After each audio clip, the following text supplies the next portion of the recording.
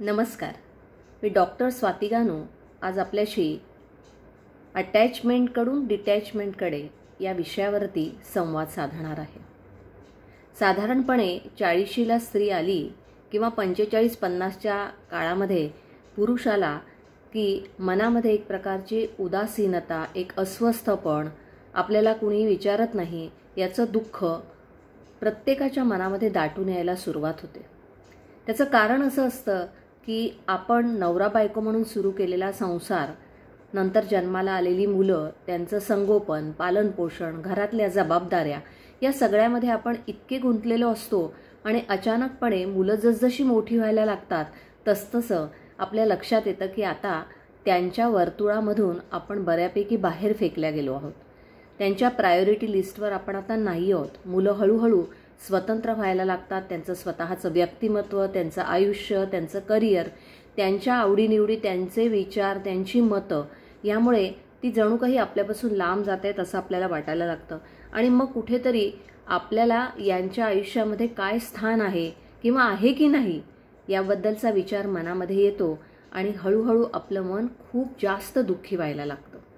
अशा वेळेला आपल्याला एक लक्षात घ्यायला पाहिजे की आतापर्यंत आपण ड्रायव्हर सीटवर होतो. आपल्या हातामध्ये आपल्या संसाराचं व्हील होतं. त्या ड्रायव्हिंग व्हीलवरती आपला अधिकार होता. आपण ज्या दिशेने घेऊन जाऊ त्या दिशेने आपलं कुटुंब जात होतं. परंतु आता मात्र आपण मागच्या सीटवर म्हणजे बॅक सीटवर आलेलो असतो.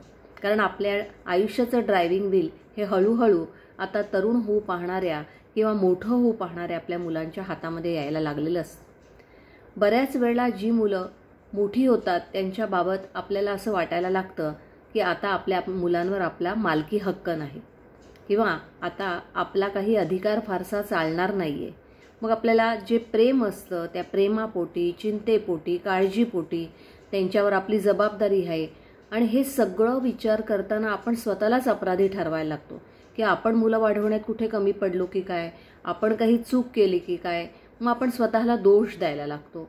या सगळ्यामध्ये आपण स्वतःला इतकं दमवतो, इतका त्रास करून घेतो आणि हे दुःख आपण स्वतःवरती ओढवून घेतो. बरीचशी कामंही ओढवून घेतो. कारण हे जे अटॅचमेंटचं प्रेम असतं ते एक प्रकारचं कंडिशनल लव्ह असतं.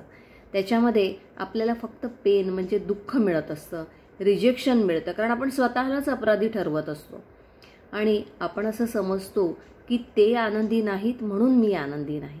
म्हणजे त्यांच्या आनंदी असण्यावर आपला आनंदी किंवा समाधानी असणं ठरत असतं. आपण एक प्रकारे डिपेंडंट होत जातो आणि आपल्या एक्सपेक्टेशन्स असतात की मुलांनी असं वागलं पाहिजे, मुलांनी तसं वागलं पाहिजे, आपल्याला विचारलं पाहिजे, आपली परवानगी घेतली पाहिजे. पण या सगळ्या गोष्टी घडत नाहीत आणि स्त्रीच्या आयुष्यामधनं पुरुष हा बऱ्यापैकी बाहेरच्या कर्तव्यांमध्ये, जबाबदाऱ्यांमध्ये गुंतलेला असल्यामुळे स्त्री बऱ्यापैकी एकटी पडायला लागते आणि मग तिला असं वाटायला लागतं की मी कोणालाच हवीशी नाही उरलेले. मग मन हर्ट होतं, दुःखी होतं आणि आपण सतत काळजीमध्ये असतो किंवा स्वतःला सतत डिस्टर्ब करून घेत असतो. म्हणून एक गोष्ट लक्षात ठेवली पाहिजे की या अटॅचमेंटकडून डिटॅचमेंटकडे का जायचं. कारण जर तुम्ही डिटॅचमेंटकडे जाण्याचा प्रवास सुरू केलात तर सगळ्यात पहिल्यांदा तुम्ही वास्तव मान्य करता. तुम्हाला स्वातंत्र्य आपण जसं स्वतःला हवं आहे तसं दुसऱ्याला दिलं पाहिजे हेही तुमच्या लक्षात येतं. अपराधी भाव तुम्ही मनात आणत नाही. मूल आता मोठं झालं आहे, जबाबदार झालं आहे, त्याला त्याचं कुटुंब जबाबदारीने सांभाळता येईल आणि तो सांभाळेल देखील ही खात्री आपण मनाला बाळगली पाहिजे. आणि त्याचं तुमच्यावरचं प्रेम कमी झालेलं आहे असं जर तुम्हाला वाटत असेल तर ते मुळीच खरं नसतं. कारण तो मनाचा नुसता खेळ असतो.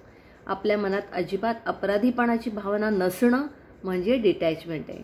मुलं अशी का वागतात, चुकीचं वागतात, कधी चुकीचे निर्णय घेतात, आयुष्यामध्ये अपयशी ठरतात, यात तुमची अजिबात चूक नाही आणि लोक काय म्हणतील याचं टेन्शन घेण्याचं कारण नाही.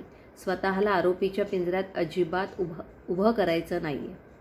मुख्य म्हणजे काय तर जितकं तुम्ही अटॅचमेंटकडून डिटॅचमेंटकडे जाण्याकरता स्वतःच्या मनाची तयारी कराल, स्वतःच्या मनाला ती प्रॅक्टिस द्याल, ती सवय कराल, तेवढे तुम्ही अधिक सुखी आणि अधिक शांत मनाने जगू शकाल. आणि जेवढं अटॅचमेंटमध्ये गुंताल तेवढा स्वतःला त्रास करून घ्याल. म्हणून आता या वयाच्या टप्प्यावरती अटॅचमेंटकडून डिटॅचमेंटकडे जाणं हेच शहाणपणाचं ठरणार आहे. धन्यवाद.